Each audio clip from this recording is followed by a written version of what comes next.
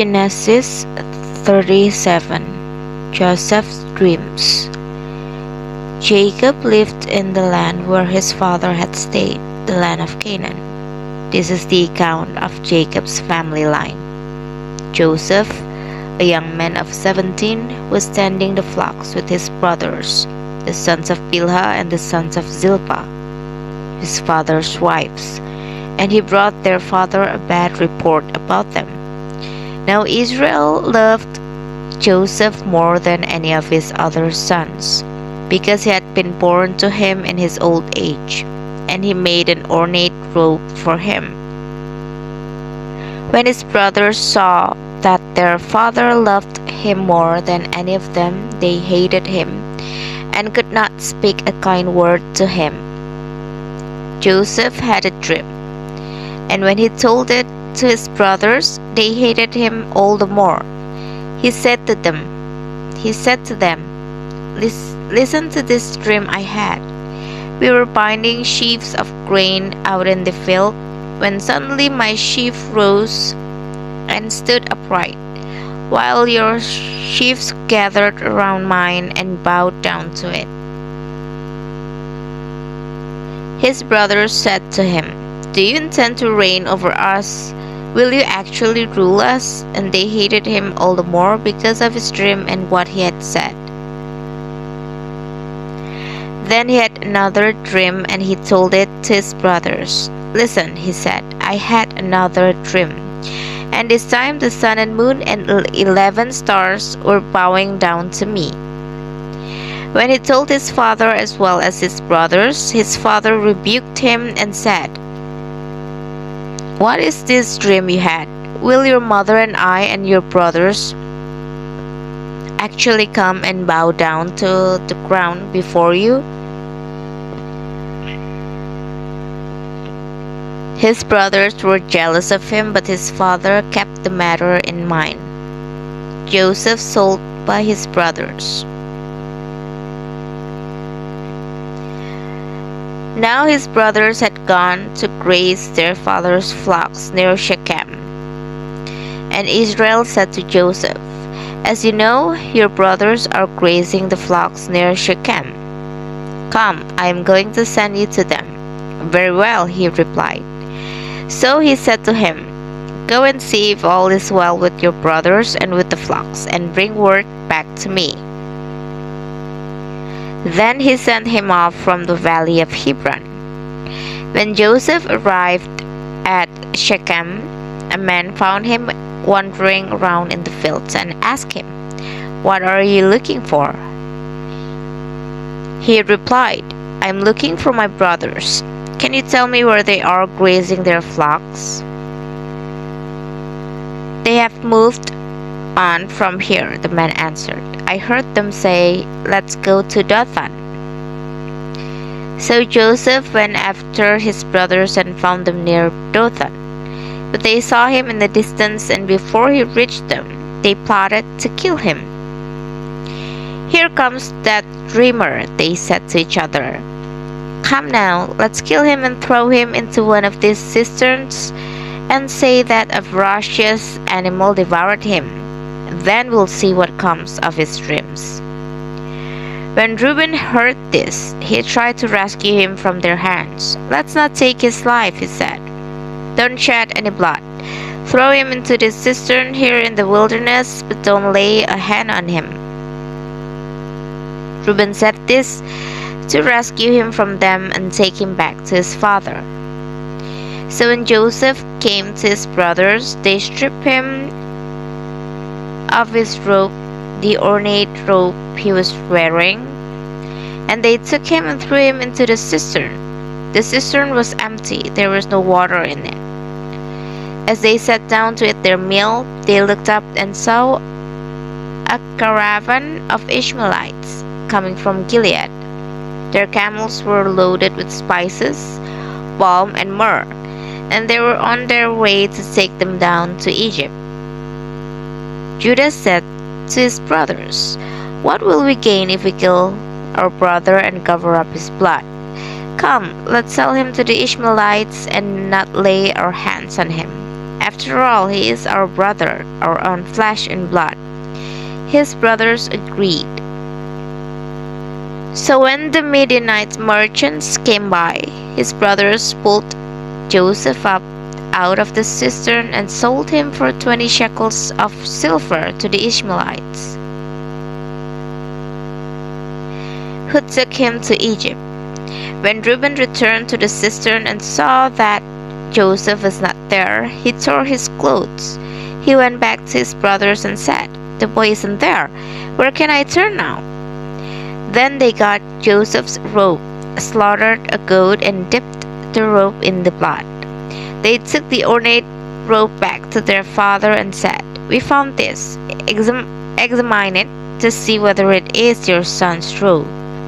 He recognized it and said, "It is my son's robe. Some ferocious animal has devoured him. Joseph has surely been torn to pieces."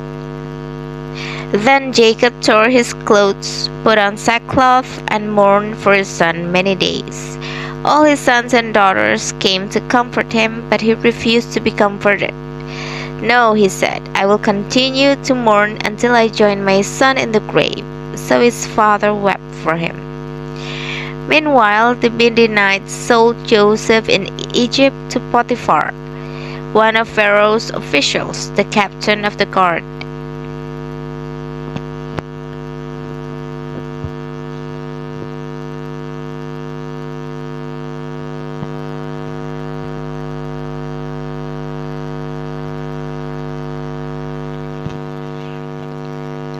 Genesis 38.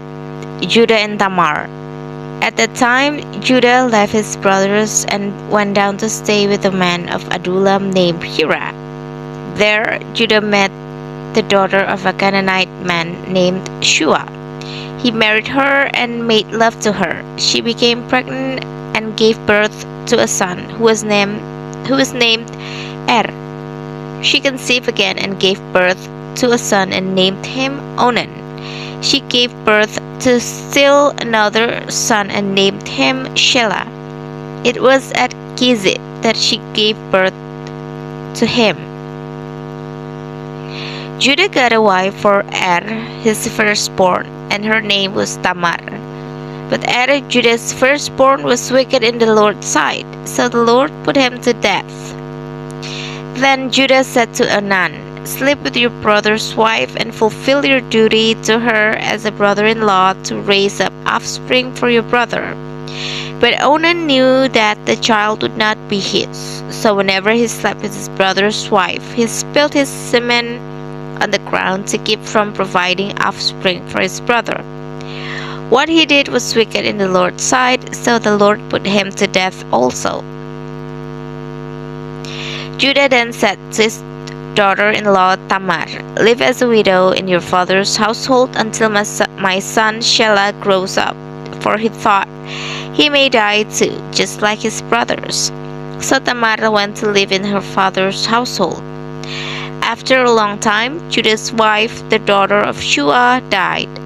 When Judah had recovered from his grief, he went up to Timnah, to the men who were shearing his sheep, and his friend Hira the Adullamite went with him.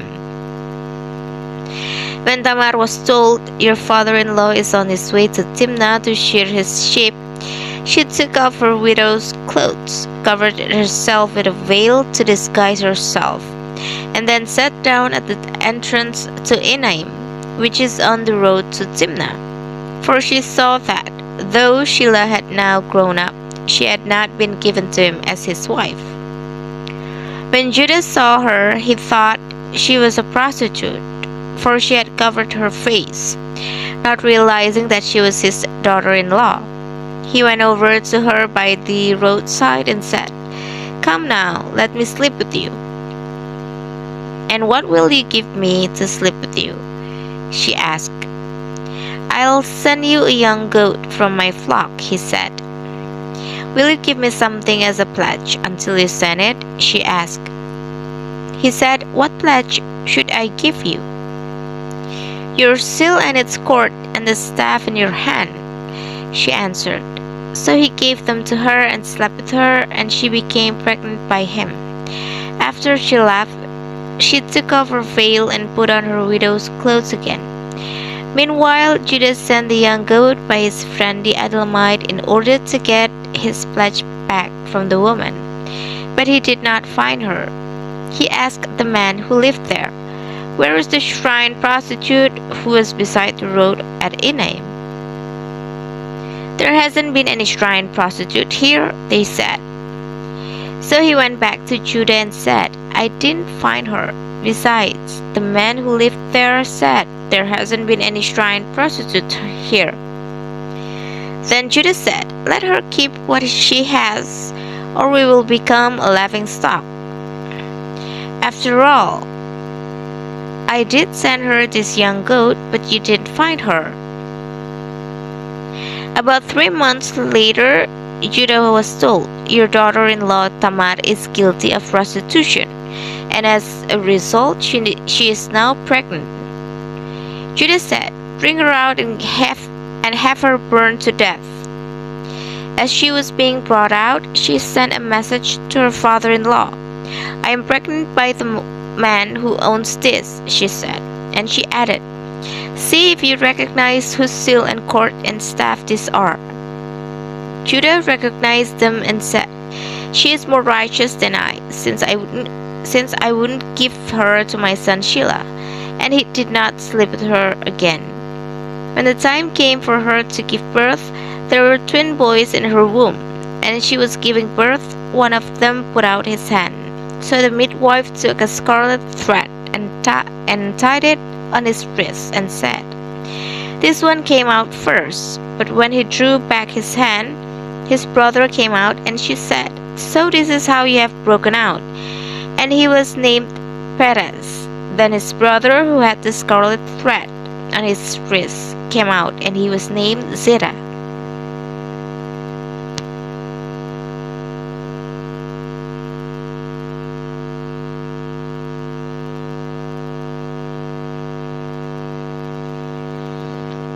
Genesis 39.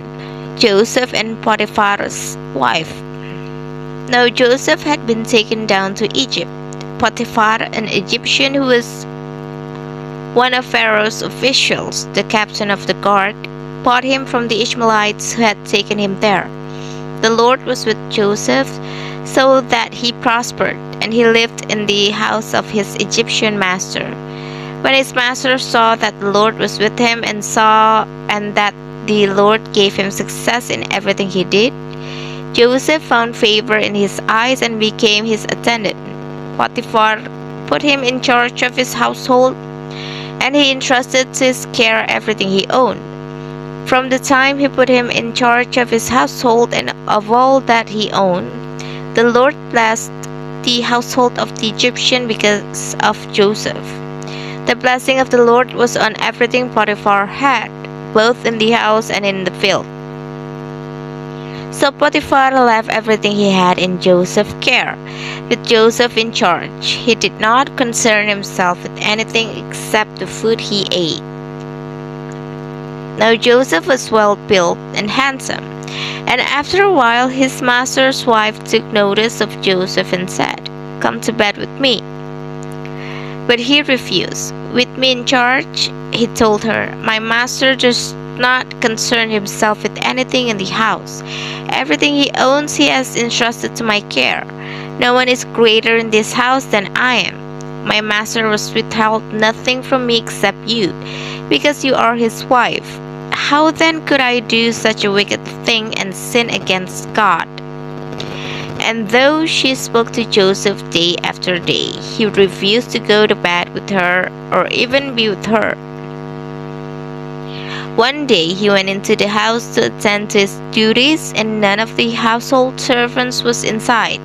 She caught him by his cloak and said, "Come to bed with me." But he left his cloak in her hand and ran out of the house. When she saw that he had left his cloak in her hand and had run out of the house, she called her household servants. "Look," she said to them, "this Hebrew has been brought to us to make sport of us. He came in here to sleep with me, but I screamed. When he heard me scream for help, his cloak beside me and ran out of the house. She kept his cloak beside her until his master came home. Then she told him this story: "That Hebrew slave you brought us came to make sport of me. But as soon as I screamed for help, he left his cloak beside me and ran out of the house." When his master heard the story, his wife told him, saying, "This is how your slave treated me." He burned with anger. Joseph's master took him and put him in prison, the place where the king's prisoners were confined. But while Joseph was there in the prison, the Lord was with him. He showed him kindness and granted him favor in the eyes of the prison warden. So the warden put Joseph in charge of all those held in the prison, and he was made responsible for all that was done there. The warden paid no attention to anything under Joseph's care, because the Lord was with Joseph and gave him success in whatever he did.